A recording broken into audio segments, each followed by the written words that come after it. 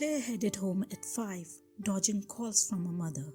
By the time she had gotten off work, she was so tired that she dozed off on her subway ride home. Her dreams were broken fragments of pungent perfumes, sharp colors, and a whispering voice of a woman repeating a strange word over and over. Her mother wanted to invite her to visit for Christmas like she did every year, but Claire had not had the courage to go back to Westview, even for a short visit.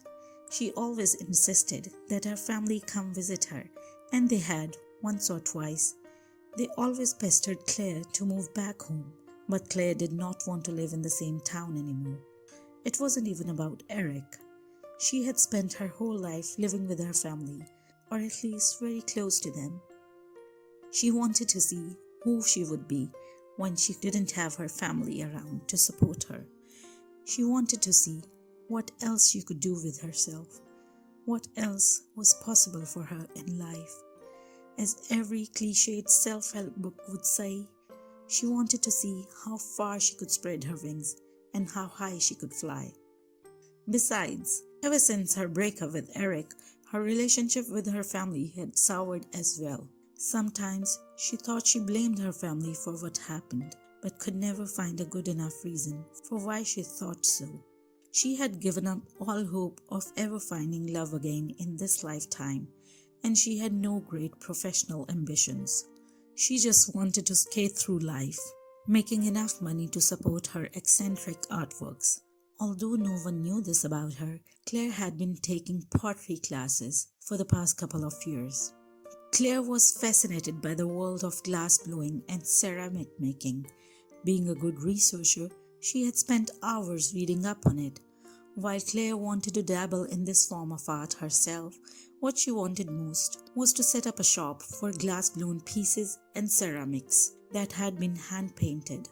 Being a researcher in the field of digging up the past, Claire understood the importance of everyday household items. These were the most precious and most prized items, and these were the ones most artistically revered. It was so because it was these items of daily use, more than anything else, that helped archaeologists make an image in their mind of the kind of people that used these items and the kind of lives they lived. These everyday artifacts were the message bearers of the past, becoming intrinsically valuable to the future. This is the reason why Claire did not aim for any high artistic aspirations, but wanted to make items for everyday use that could become monuments for the future.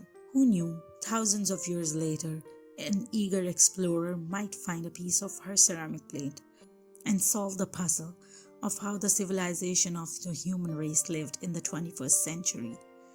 Claire knew that she couldn't become an expert in these fields overnight, so she planned on hiring experienced workers. She had been saving up to open up her shop for the last year and a half, and in another 6 months, she would be ready. Claire lived in a charming one-bedroom loft. As soon as she entered her apartment, she heard faint meows coming from somewhere. She dumped her handbag and scarf on a chair already piled with a bunch of clothes. She called out, "Meow, meow," moving in the direction of the sound. She slipped off her shoes as she entered the kitchen, for that is where the sound seemed to be coming from. Just then, her phone rang. It was her mother. Again. She declined the call and got up on the kitchen counter to peek into the air vent as the meows had suddenly gotten louder, knowing that someone was close by. She turned on the flashlight on her phone as she could not see anything in the dark, and there it was, behind the vent, a tiny white kitten meowing ferociously now that it could see her. "Oh, you poor little baby," Claire murmured, and the kitten meowed in agreement. Claire got down and took out her toolbox from under the sink, rummaging for a screwdriver to open the vent. The kitten pawed at the vent as Claire worked on the screw. "How did you even get up here?" Claire asked the kitten. The kitten gave a long meow, explaining everything to her. When she opened the vent, Claire saw that the kitten was even smaller than it had appeared to be through the screen. She picked it up in one hand, using the other, which held her phone, to grab a cabinet to help her get down. Just then, her phone rang again, startling both Claire and the kitten. Claire's jump made the phone fly out of her hand. As she reached up to catch the phone, the kitten scurried away. The damage, however, had been done, because there was the face of her mother, peeking curiously at her from her phone. "Why haven't you been picking up my calls, Claire? I have been calling you for ages." "Mom, I was busy with work. I just got home." "Well, that's okay then, I guess. But what are you doing? Look at the state of you. You look like a burglar." Claire got back up on the counter to close the vent again, putting the phone against the wall, but slightly away from her face, so her mom could not see her entire face. "Mom, I am busy. What do you want?" "Well, I was just calling to tell you that Cousin Jeremy will be coming over to your place tomorrow morning. You do have Saturdays off, right? I told him you did. Anyway, he wants to stay at your place for a couple of days as he has some business in the city. But he will be coming over to New Jersey for Christmas and wanted very much that you join him." There was the old Cousin Jeremy trick again. Cousin Jeremy was the nicest person in her entire family, and the family often took advantage of his sweet and quiet nature. Claire was sure he had been bullied by her mother to convince her to visit Westfield for Christmas. Her mother had tried this twice before, and each time Claire had been very cold and stubborn with Cousin Jeremy. But she did not think she could do it a third time.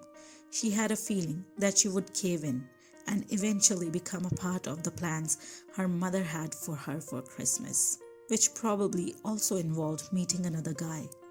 To explore her options, as her mother would say. "Mom, no." Claire was very stern as she got down once again from the kitchen top and started looking for the corner where the kitten might have hidden itself. "I'm not going to be here. I know you know that. Sometimes I think you just do these things to annoy me on purpose. I told you I am not going to be here for Christmas, and I don't have the time on the weekend to spend any with Cousin Jeremy." "And why would that be?" her mother asked too sweetly. Claire's head was pulsing with repressed rage. "Because I am leaving right now." "Right now? Tonight? You mean right now? In this state?"